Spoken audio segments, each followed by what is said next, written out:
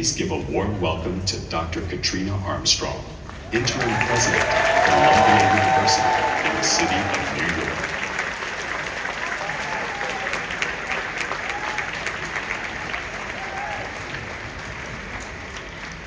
Welcome, everyone, and thank you for being here tonight for this so special gathering. Every time I come into this venue, I am just mesmerized. Honestly, it just doesn't get any better than this. An iconic theater, this iconic neighborhood, celebrating icons of our community, and the exhilarating music that brings us all together. I can't wait for tonight's performance from the new Broadway musical, Buena Vista Social Club.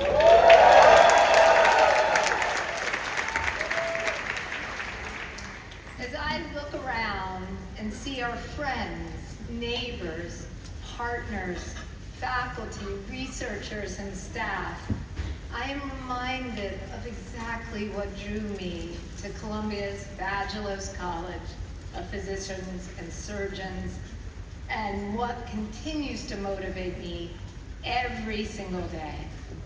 So much of what makes this place so special comes from being a part of Washington Heights, of the values and ideals that come with it. Family, history, community, always looking forward while never forgetting where we come from. We know that community and family means supporting each other in times of need. It's what medicine is all about. Caring for each other and striving always to do better. These are also the lessons we have taken from the two very special people who we are here to celebrate tonight, Roy and Diana Vagelos.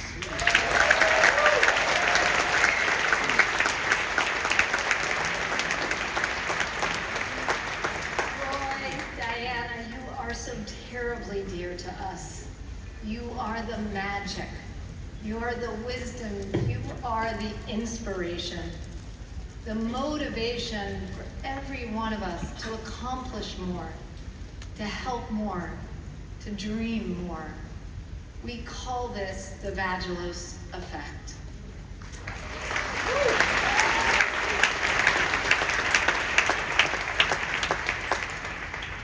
Roy and Diana, as I look at your children, Randy, Cynthia, Ellen, Andrew, and your beautiful families, it is an honor that they are allowing us to help celebrate your special day. Roy, every one of us in this room is joining me in wishing you a very happy birthday.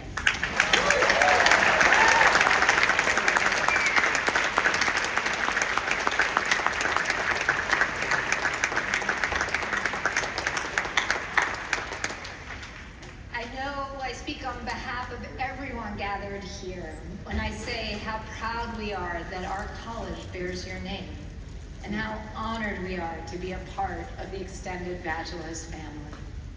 We have so much more to say about both of you this evening. I want to take a moment to kick off tonight's special program by showing what makes the Vagelos College of Physicians and Surgeons such a remarkable place. At Columbia University Vagelos College of Physicians and Surgeons, we are pioneers. We are explorers. We are educators. We are healers.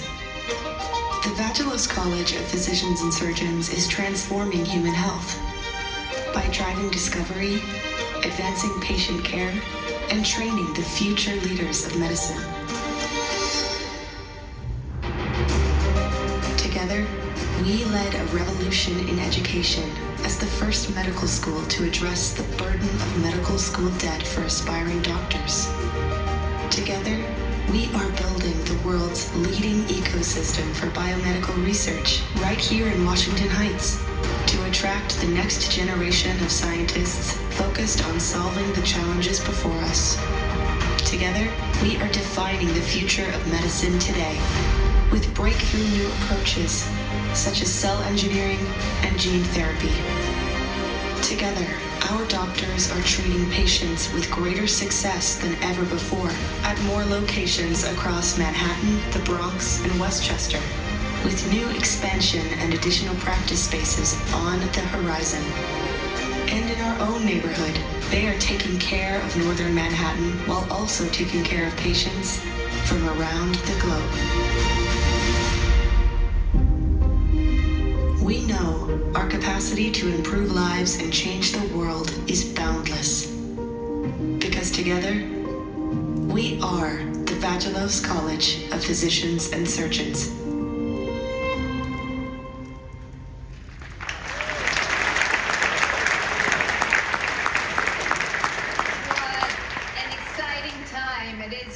Vagelos College. As I said earlier, there is no shortage of people helping to accomplish the vision that Roy and Diana have inspired. I'd like to acknowledge so many other friends who've joined us this evening. I'm delighted to be joined by members of Columbia's leadership, our university trustees, members of our VP&S Board of Advisors, leadership from New York Presbyterian, partners from our northern Manhattan community, our friends from Broadway, faculty, staff, and so many others who, along with Roy and Diana, help fulfill that mission represented in our film. And as many of you heard, just last week, we were thrilled to announce a new addition to our VP&S family. I'm so delighted that we have with us tonight a world-renowned scientific pioneer, Michelle Sutherland, who has joined our community to lead those efforts you heard about in cell engineering and therapy. I hope many of you will have a chance to meet him tonight, and I know we will follow an extraordinary chapter for his career and for Columbia. Tonight, as I said, is a celebration of our entire community. And of course, of Roy and Diana, who are so special to that community. Diana, it seems fitting for you to bring your family to Washington Heights this evening. You, like many others in this theater, grew up in this wonderful northern Manhattan neighborhood and continue to give back to this vibrant community that you cherish so much. Your own work over the years at our medical college, leading our Women's Healthcare Council with partners, friends, and faculty, and your unflagging support and leadership at Barnard College, your alma mater, is a true testimony to your commitment to the place you call home. Roy, while you hail from the great state of New Jersey,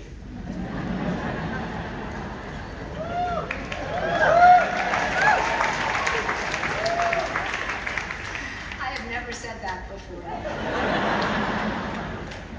You have logged enough time in Washington Heights that we know you consider this home as well. I'll tell everyone a quick story. Just 2 weeks ago, Roy and I had the chance to welcome more than 1,200 elementary school students from northern Manhattan to our campus.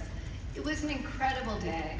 Witness the smiling faces of these energetic and motivated students interacting with their teachers and our medical students as they conducted experiments on the campus plaza. Roy and I talked with these students about their hopes and dreams and our wish that perhaps the days spent at our medical school would inspire them to think about a career in science or medicine. I told stories about how Roy's eminence and stature in science and in industry is just unmatched. In his professional career, Roy used biochemistry to revolutionize drug discovery and demonstrated that corporations could be compassionate while being productive. I explained that Roy and Diana have carried this concept forward, spending the next 3 decades after what was supposed to be a retirement, inspiring our efforts at the university to bring Columbia's scientists, doctors, and engineers together to take on the world's most pressing problems, from health and education to climate change and energy science. Of course, Roy has also continued to lend his expertise to industry, chairing the pharmaceutical board of the company Regeneron.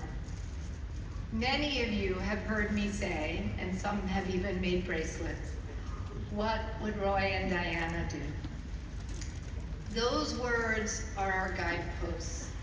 Roy and Diana are our moral and intellectual compasses. They carry these values they have always lived for to their work with us here at Columbia today. Roy and Diana, the support, friendship, and mentorship you have shown me since my very first day at Columbia has meant the world to me. I could go on and on about all you have helped us accomplish. You mean so much to us, not just here at the medical school, but across the university. You've helped so many of the people here in this room tonight realize their dreams. And don't just take it from me. Let me share now some thoughts from others you have inspired.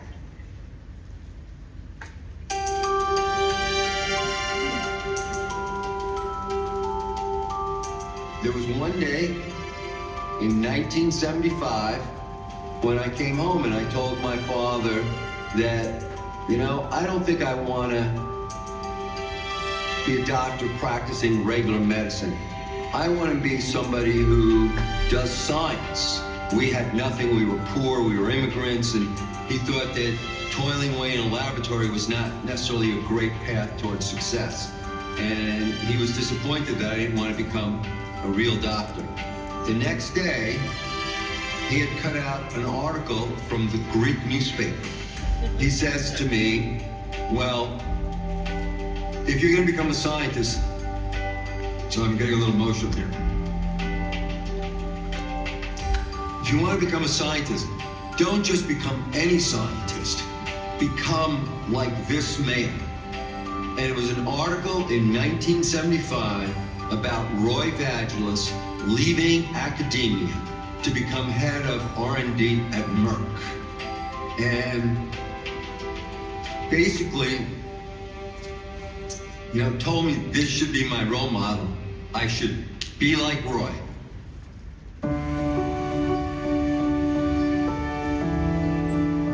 Roy comes from a family of Greek immigrants. His parents came here. He was born in New Jersey. He grew up in a family that was really dedicated to serving others. His mother was a seamstress, and his father and his uncles opened a business to serve sweets to other restaurants, and then started a diner where Roy worked as a busboy. And I think the legend of Roy Vagelos begins with the story that at that time, he served scientists, engineers, and chemists from Merck, listening to their stories about what science could do. Roy, coming to Columbia after being at the University of Pennsylvania, started a new chapter in his life of pursuing science, of understanding how science could transform human health. But it also was a chapter for his family. It was here in Washington Heights at Columbia that he met Diana. Diana was a student at Barnard, had grown up in Washington Heights, and the team that came out of that has been second to none. From Columbia, Roy went to the Massachusetts General Hospital, a place that was leading and thinking about how to bring physicians and science together. And it was from there that he went to the National Institutes of Health.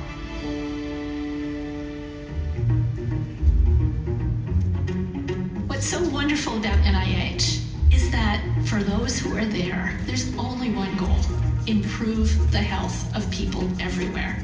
While at NIH, Roy Vagelos started off spending half of his time taking care of heart patients and the other half doing research in biochemistry.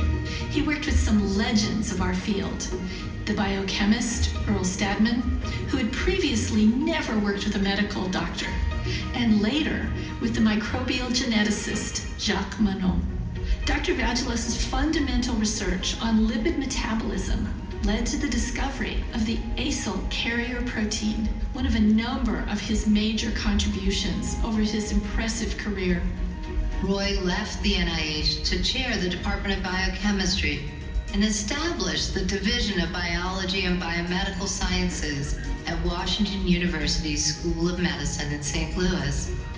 Roy and Diana made St. Louis their home. In an amazing story that has come full circle, Roy was recruited to lead the Merck Research Laboratory he had long admired while working behind the counter of his family's luncheonette. Under his leadership, Merck made so many of the transformative medicines that we rely upon today. Medicines like the statin. As we all know now, statins are one of the most important drugs in history. Roy Vagelos, to me, embraces a deep commitment to equality and social justice. You know, people talk about corporate social responsibility today and the role of corporations in meeting society's needs. Let's go back to the mid-1980s. At that time, Roy Vagelos was the CEO of Merck. They invented what was then the largest animal health product in history. It was called avermectin.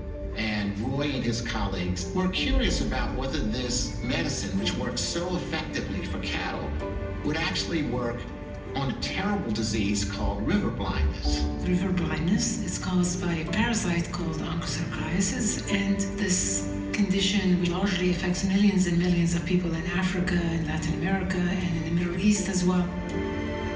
What they learned is that we could use a form of that drug, one pill per patient per year. And that's what really caused him to say, we have a drug, we know it works, and we should not deny a population just because they can't afford it. And so he stepped up and committed that Merck would provide Mectizan for as long as was needed until we eliminated river blindness. And actually, that pledge continues to this day. Merck stepped up because Roy stepped up. And he did it not only once, he did it multiple times. In the other example, we had a drug. It was one of the first recombinant vaccines that had ever been developed to fight hepatitis B, which at the time was a terrible pandemic within China. At that time, the People's Republic of China didn't have the resources to actually pay for the vaccine. And Roy said, okay, this is another example of where Merck can take an action on its own that's not required, that can alleviate human suffering on a broad scale.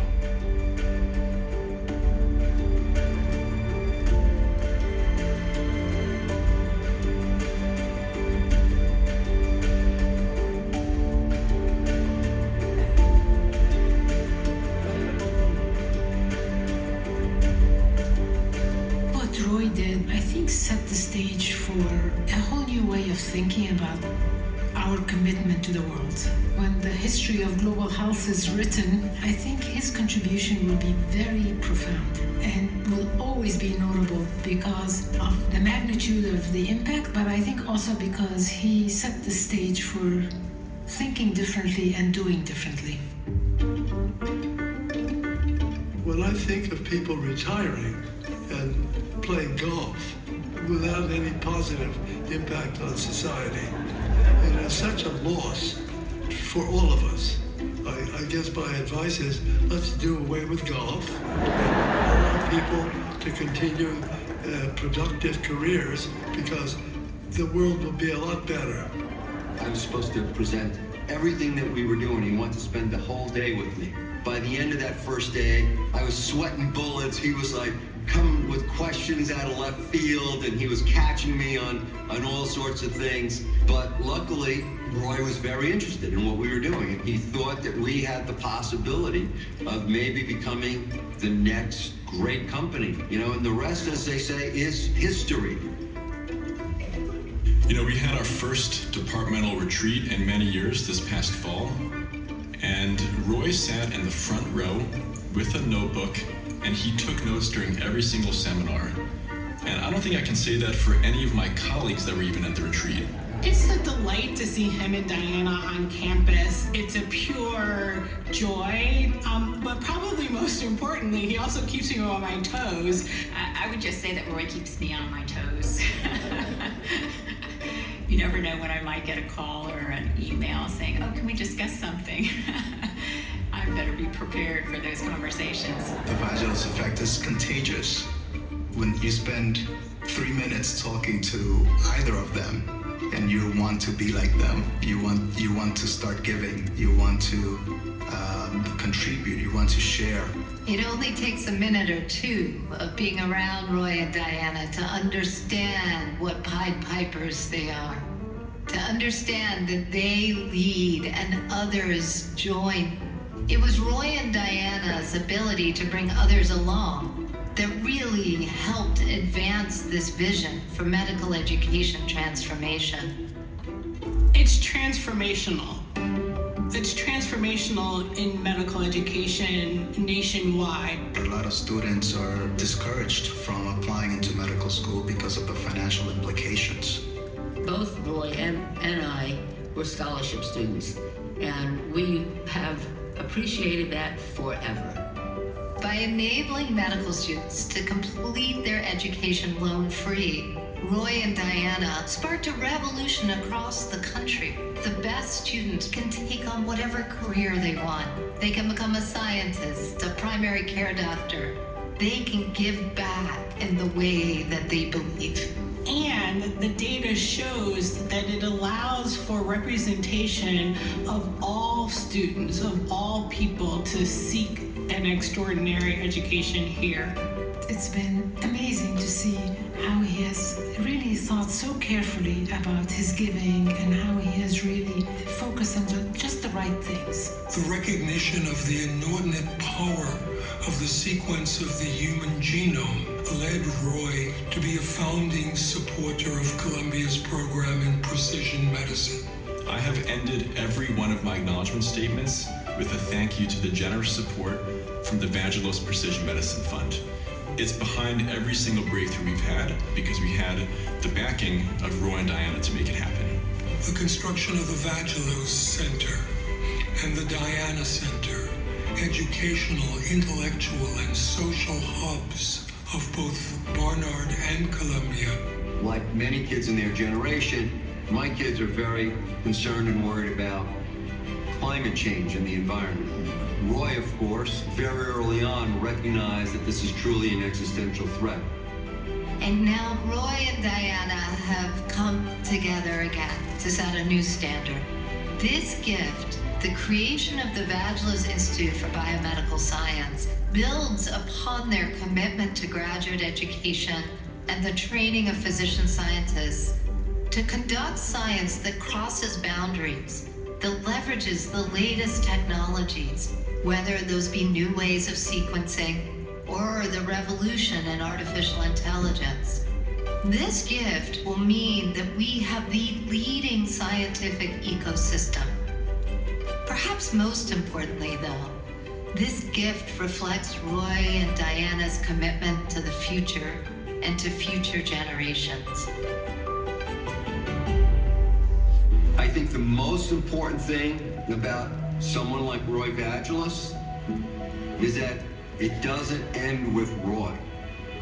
His legacy is that he's inspired now generations of people to try to live up to his example.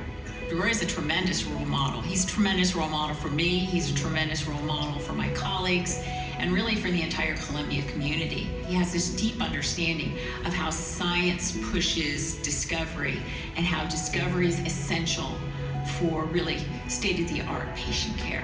You know, Roy for me is a role model, not just for how to lead on the scientific vision, but how to make sure that those outcomes are spread and disseminated in a way that can reach patients. He really is the thing that many of our learners just don't see every day. He is a first-generation college student. It's extraordinary to see him with a group of learners, first-generation and low-income learners, who come and seek his counsel.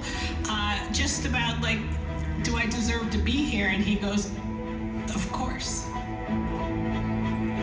Thank you, Dr. Vagelos. Your charity, your generosity has really greatly affected my life and the life of many, and I really couldn't be any more ecstatic to pursue my medical education at Columbia. I would say that I am very much looking forward to meeting you someday so I can shake both of your hands and thank you personally for the difference that you've made in my life and the difference you're making for hundreds of other students every single year. Thank you for what you've done for us. Thank you, Dr. Vagelos and Diana. I'm hoping that I can become the best physician scientist here at Columbia thanks to you guys. No matter how old you are, you have heroes. Whether they're Superman, Wonder Woman, or my hero, the guy standing to my right, Roy Vagelos. Roy and Diana are heroes in American medicine.